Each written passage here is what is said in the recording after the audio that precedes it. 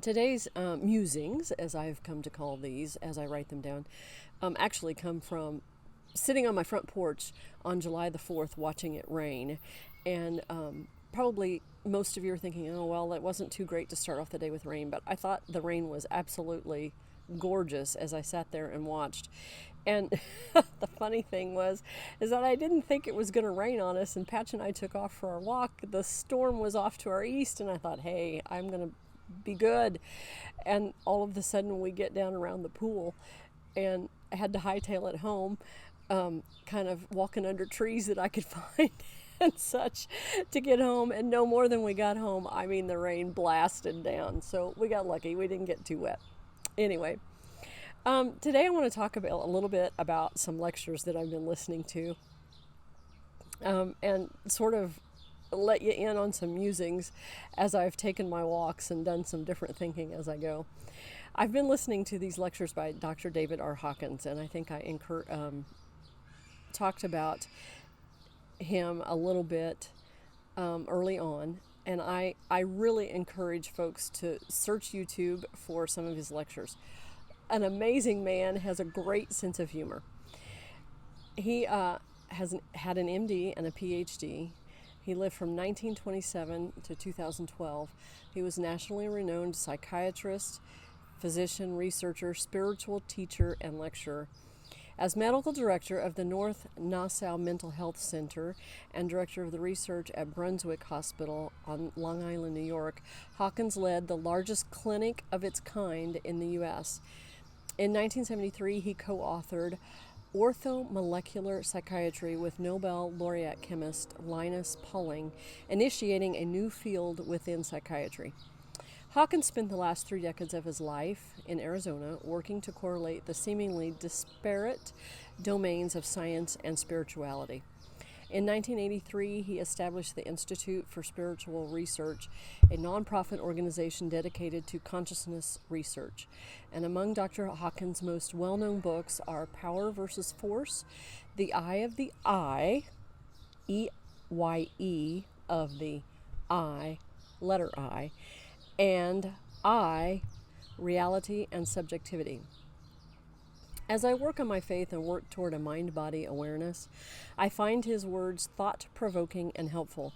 Here are a few of the topics I've listened to him speak to. How to have peace.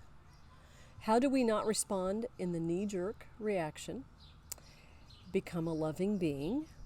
Any experience can be healed with love. The technique of letting go. Stop looking for help. You already have it. Right on the homepage of his publishing company's website is the best quote from him. Live your life like a prayer.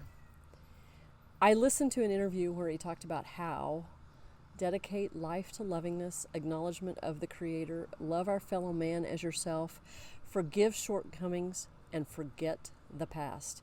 He laughed and said, get over it. If we quit clinging to the past, we have a much greater freedom. I will probably forever be working toward this, but what an inspirational way to look at living life. If you've watched me from the beginning, you heard me say that I believe we cannot change the world if we do not change ourselves first.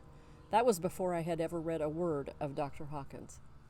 You can probably imagine what I was thinking when I heard him say in one interview I watched, changing the shortcomings in ourselves changes the world. We can change the world by what we become. Wow. Wow, think about that. Right now, as I am mostly at home with little interaction, it's easy to reflect, to read, even journal about the changes in myself that I want to make, trying to make. Come the 1st of August, however, when I begin interacting with students and colleagues, it will be time to see if the work I've done on myself holds up. With little else for interaction to practice these changes, I'm experimenting while I'm on my walk. You might be wondering what I could possibly be doing. Talking to my dog? Sometimes. One thing about Patch, he doesn't talk back and agrees with everything. Waving, that's what I've been doing. It's an interesting experiment.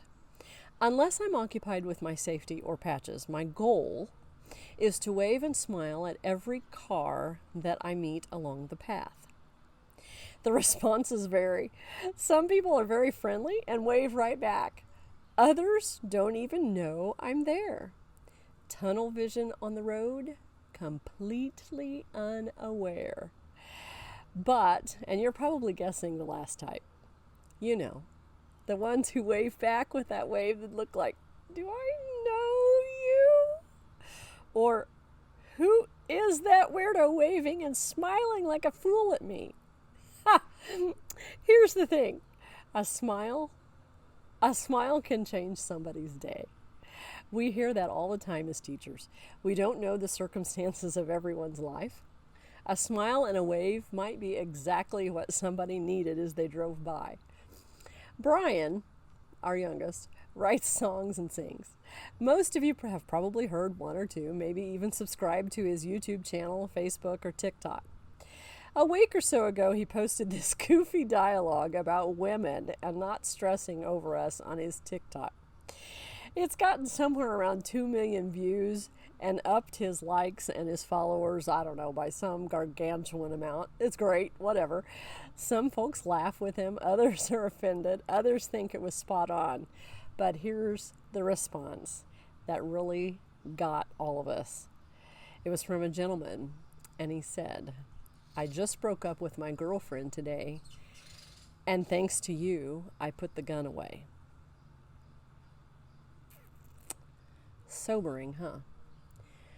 We don't really know how our actions and words impact others.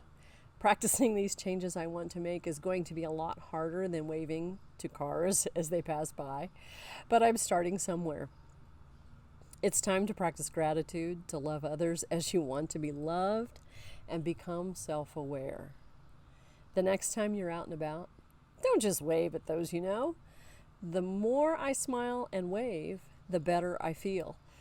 Who's willing to try this with me? Be sure to like, share, and subscribe. Send a wave around. And until next time, God bless.